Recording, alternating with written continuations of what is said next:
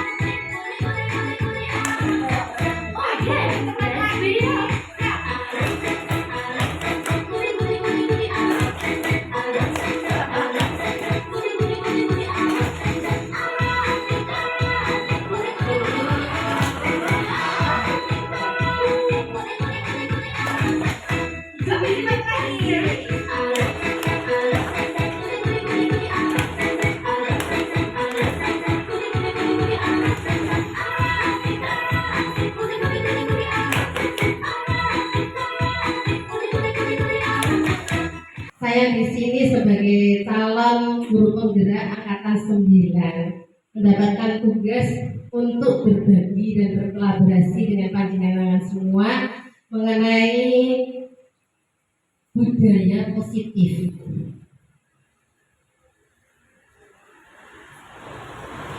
Nah, selamat datang para guru-guru hebat.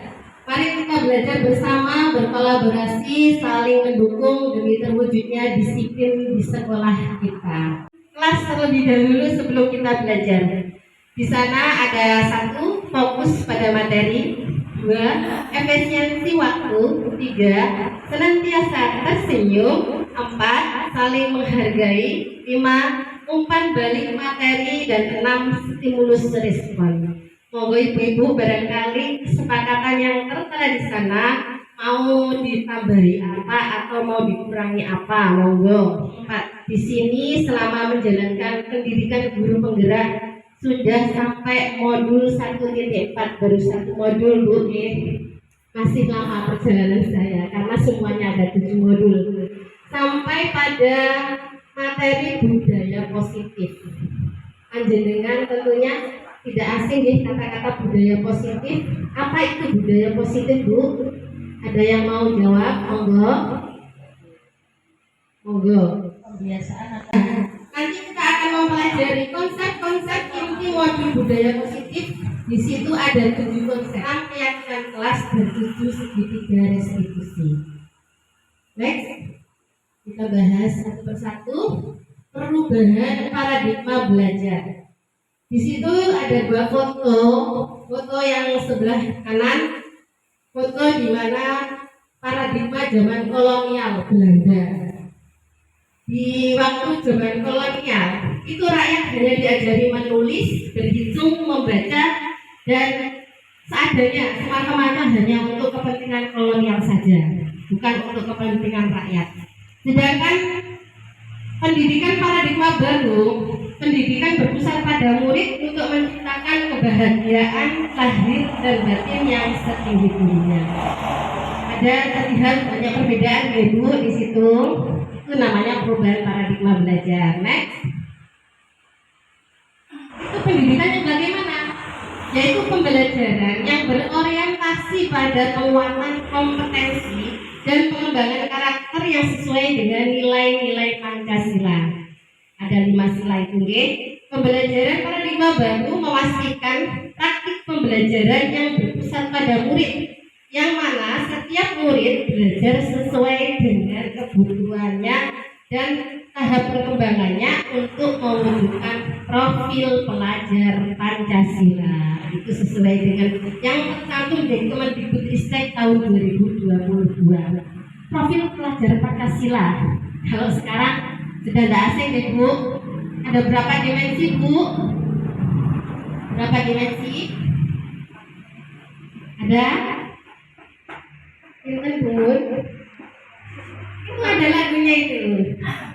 Pelajar Pancasila beriman dan bertakwa dan berakhlak mulia, berkebinekaan global, gotong royong mandiri, kreatif dan bernalar kritis. Ada berapa? Ada 6 binekaan global, 3 bergotong royong, 4 mandiri, 5 kreatif, 6 bernalar kritis. Biasanya kita masih mengenal dengan kurikulum merdeka tidak lepas dari profil pelajar Pancasila atau kegiatan P5, ya Bu. Tentunya semuanya sudah melakukan P5 dalam pembelajaran untuk anak-anak. Nah, yang ketiga penguasaan, yang keempat kebebasan, yang kelima kesenangan. Kira-kira benar tidak Bu? Dari kelima tadi belum. Nah, bertahan hidup, kita tentunya pasti bertahan hidup Bu ya, karena di dunia ini kita untuk hidup, untuk bertahan, yaitu dengan cara kita makan, kita menjaga kesehatan ya. Yang kedua, kita juga butuh kasih sayang dan rasa diterima. Pasti semuanya butuh, betul betul? Ya. Yang ketiga penguasaan. Nah, dalam hal penguasaan ini baik penguasaan dari segi yang kecil sampai penguasaan yang terbesar, kita pasti butuh penguasaan. Umpamanya saja kita mau masak oseng kangkung, kalau kita nggak menguasai cara oseng kangkungnya, nggak jadi oseng kangkung Ibu. Nah, yang keempat motivasi perilaku manusia. Apa itu motivasi? Motivasi adalah dorongan yang timbul pada diri seseorang secara sadar atau tidak sadar untuk melakukan suatu tindakan dengan tujuan tertentu. Coba Bu, di sampingnya ada dua. Cari pasangan dua. Coba berhadapan. Saya ingin lihat berhadapan. Satu orang pegang tangannya satu digenggamnya erat, yang satunya, baik yang satunya genggam erat, yang satunya berusaha untuk membuka genggaman tangan temannya tadi. Saya hitung nanti ya, dalam hitungan ketiga. Coba, dipegang 1, 2, 3. Silakan berusaha sekuat tenaga. Oke, dalam hitungan ke 10 selesai nanti ya. 1,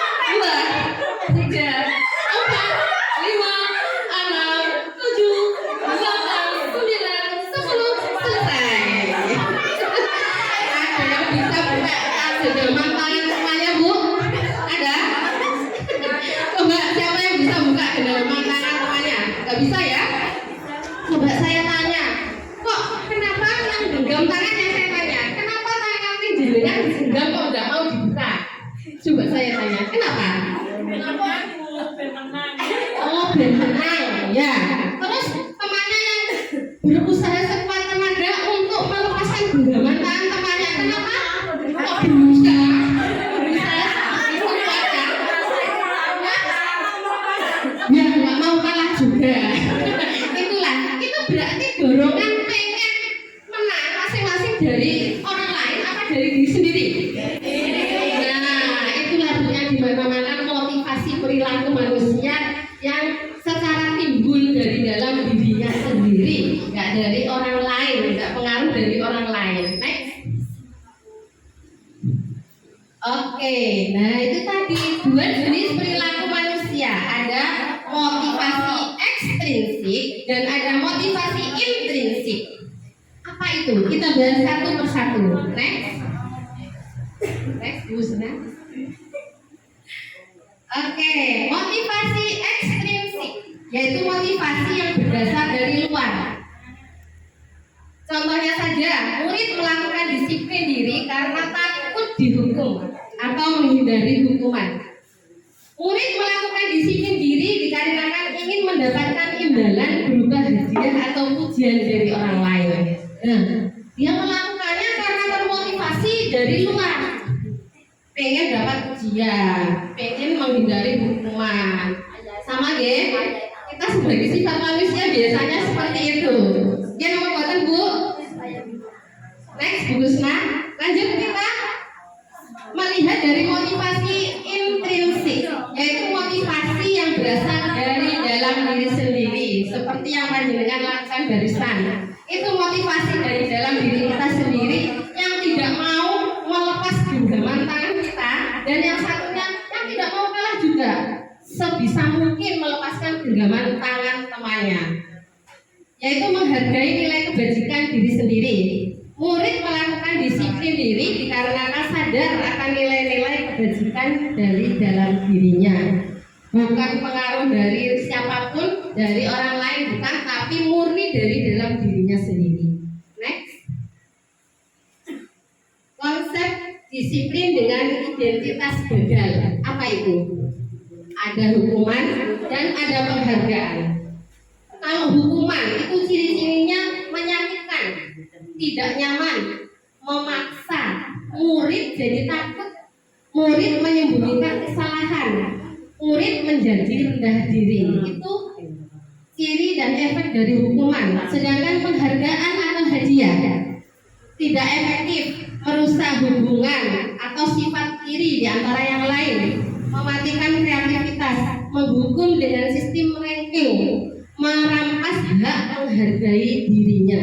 Dengan penghargaan ternyata tidak memecahkan masalah, malah timbul permasalahan baru. Next. Selanjutnya konsep disiplin dengan identitas sukses. Tadi gagal, sekarang sukses. Apa itu? Yaitu dengan konsekuensi dan restitusi. Konsekuensi ciri-cirinya yaitu penguatan jangka pendek, perlu memonitoring berkelanjutan, stimulus respon, murid menghargai peraturan, kehilangan waktu untuk merenungi kesalahan. Sedangkan restitusi, murid bertanggung jawab atas perilakunya, fokus pada pemecahan masalah jangka panjang. Murid menghormati dirinya dan orang lain. Teori kontrol, yaitu dirinya memegang kontrol, seperti tadi dengan mengontrol tangannya, ya. Terus murid bersemangat memperbaiki kesalahan. Itu sifat dari restitusi. Kira-kira kita mau menggunakan yang mana di antara empat itu? Next. Nah, konsep disiplin dengan identitas sukses. Sebuah cara restitusi menanamkan disiplin pada murid. Foto restitusi, kan mau kok restitusi, baik. Ada yang sudah tahu Bu apa itu restitusi? Sampun? Oh belum. Oke, next. Apa sih itu restitusi? Restitusi adalah proses menciptakan kondisi bagi murid untuk memperbaiki kesalahan mereka sehingga mereka bisa kembali ke kelompoknya dengan karakter yang lebih baik. Itu namanya restitusi, Bu, istilahnya.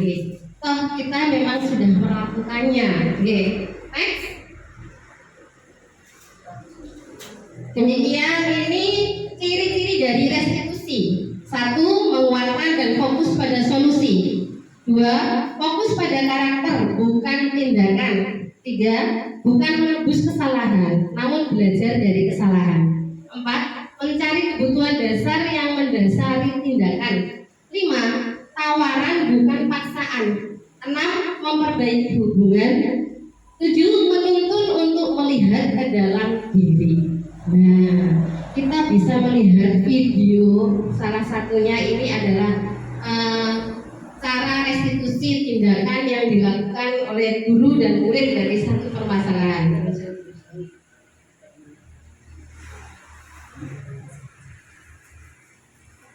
Kita lihat videonya Sarah nih.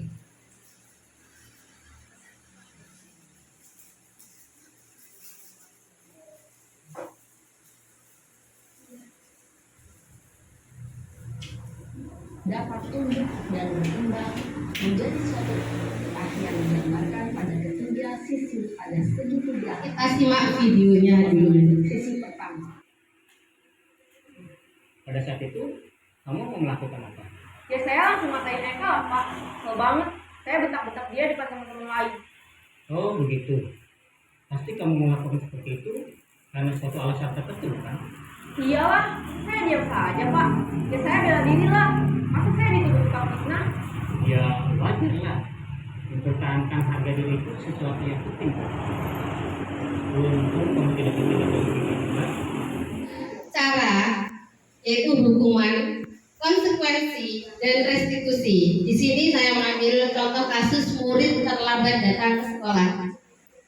Kalau menggunakan dengan cara hukuman, murid disuruh berdiri di depan kelas selama 15 menit. Guru marah-marah terhadap murid sehingga murid menjadi takut. Itu namanya hukuman. Sedangkan konsekuensi yaitu guru memberikan konsekuensi untuk tetap berada di kelas selama jam istirahat berlangsung. Guru tegas dan murid menghormati peraturan.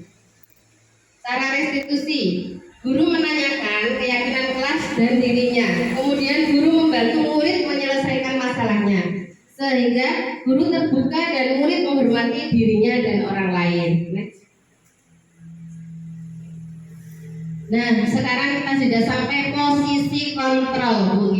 Kita sebagai seorang pendidik, sebagai guru punya 5 posisi kontrol. 1. Penghukum. 2. Pembuat rasa bersalah. 3. Sebagai teman. 4. Sebagai pemantau. 5. Sebagai manajer. Kira-kira panjenengan semuanya berada di posisi mana nggih? Penghukum, boten nggih? Apalagi anak usia dini. Tidak selayaknya kita menghukum anak. Membuat rasa bersalah, menyalahkan. Kadang iya ya Bu ya. Ya nama badan. Kita jadi teman. Ya nama badan. Ya. Kita jadi pemantau. Ya. Ya, kita selalu memantau anak. Kita sebagai manajer. Kira-kira mana yang kita pilih? Next. Belum Bu. Kembali lagi aja dulu. Kita lihat video lagi biar kita tahu penerapan posisi kontrol sebagai yang nomor 5. 1 sampai 5, okay?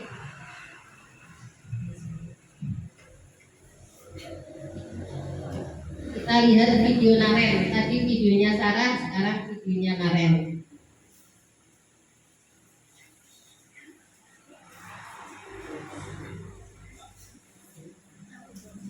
Gusti Naren.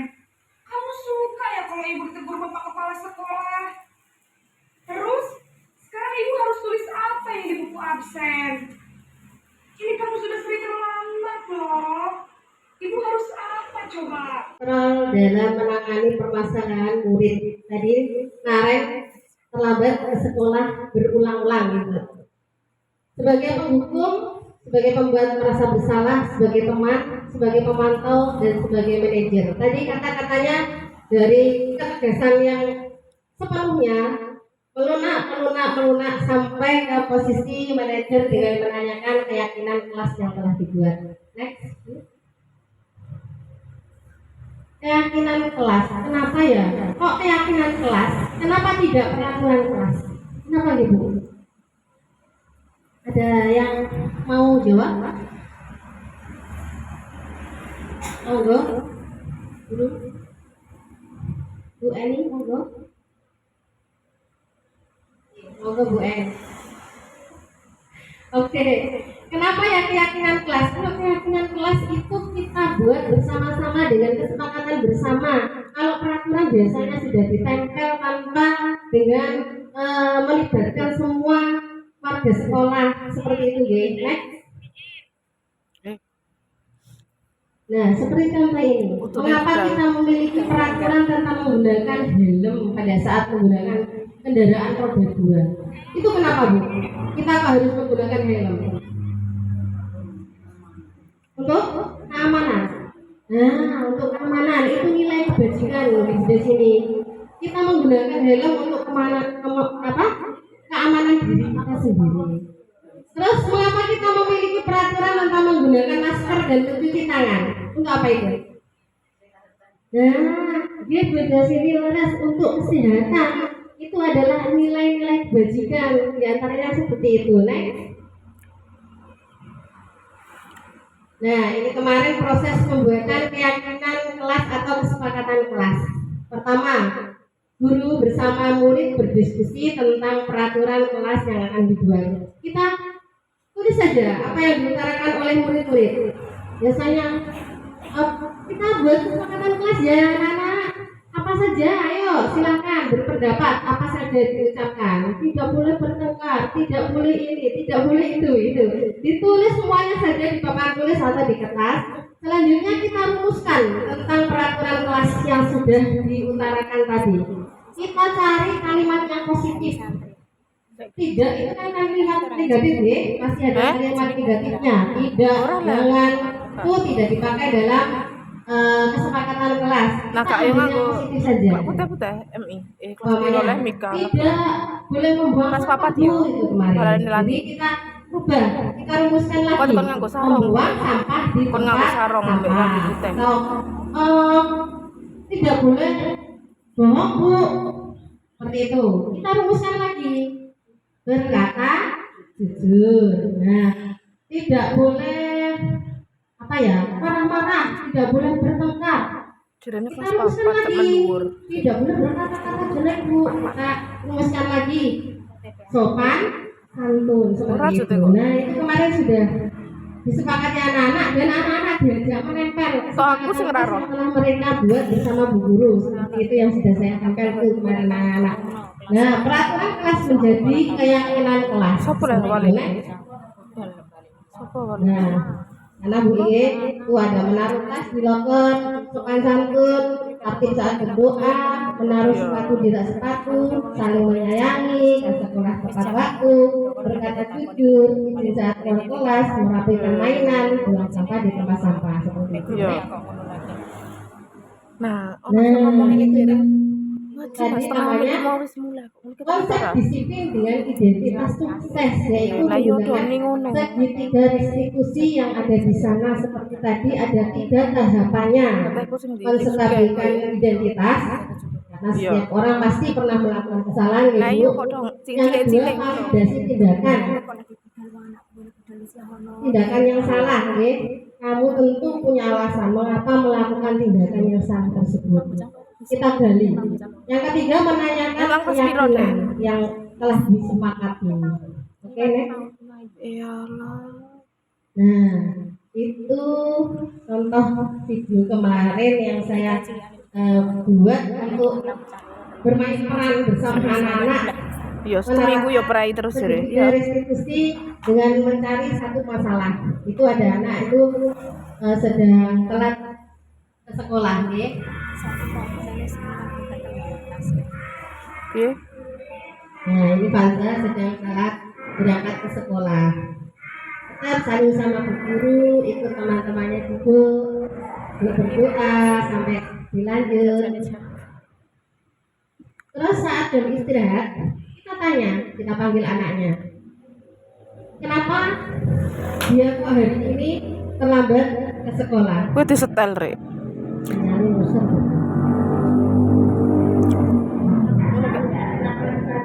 Duh.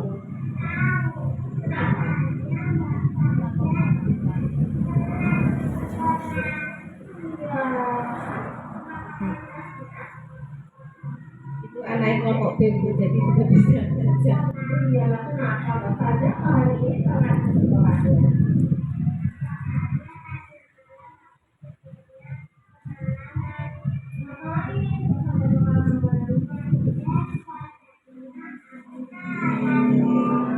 Alah.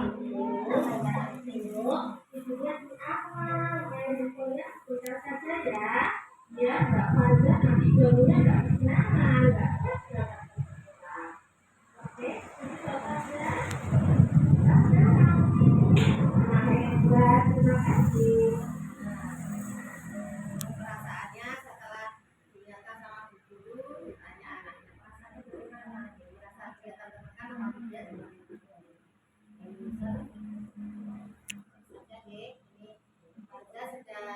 restitusi supaya terwujud budaya positif di lingkungan sekolah kita. Kira-kira dari pemaparan saya tadi keseluruhan tahap demi tahap bisa dimengerti Bu? Alhamdulillah, dan insya Allah kita semua akan menerapkan semuanya di lembaga kita dengan anak-anak didik kita.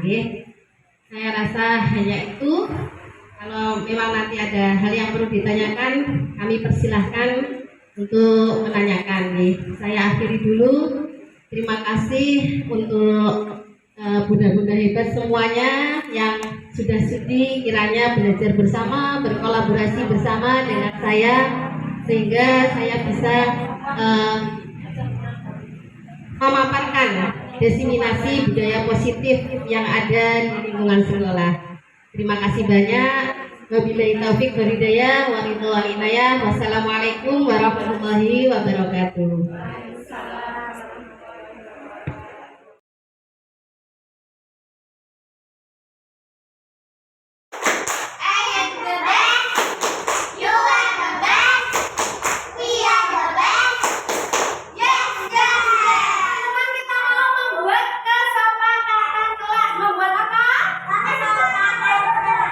Oke, boleh berpendapat apa saja, silakan. Kita boleh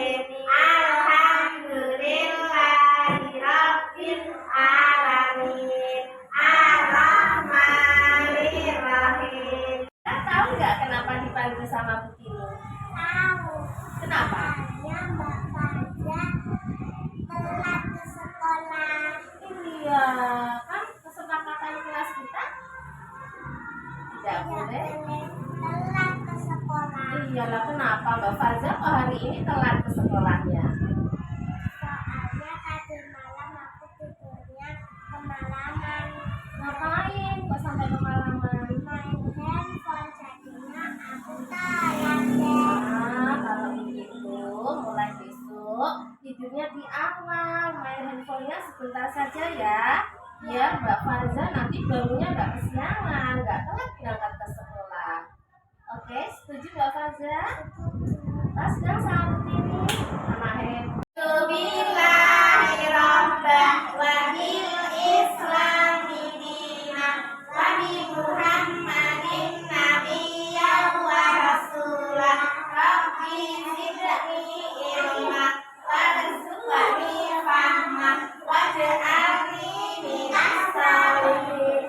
Mas Elang, kok tidak ikut berdoa ya? Mas Elang sedang apa? Makan apa itu? Makan jajan. Gimana tadi? Tidak boleh makan atau minum saat berdoa. Mas Elang silahkan ditaruh dulu di loker nak jajannya ya. Ditaruh dulu di loker. Ya, nah kita kan mau berdoa mau ngaji dulu Mas Elang. Hebat, silakan dipanggil. Mas Elang kenapa tahu nggak dipanggil Putini? Kenapa? Karena tadi makan habis itu. Iya, itu dalam kesepakatan kelas kita boleh nggak? Enggak. Nah, kenapa Mas Elang kok makan jajan? Nggak pengen. Mas juga kepengen makan jajan ya, karena jajan enak. Oh iya, berarti Mas Elang tahu kalau itu salah ya? Iya, berarti mulai besok waktunya berdoa Mas Elang tidak mengulangi makan jajan, ya nak? Ya, terus dulu anak hebat. Terima kasih. Assalamualaikum, namaku Farza. Perasaanku senang sekali. Soalnya sudah diingatkan sama Bu Tini. Terima kasih Bu Tini. Assalamualaikum. Waalaikumsalam. Aku senang sekali belajar sama Bu Tini. Aku diingatkan Bu Tini. Terima kasih Bu Tini. Assalamualaikum.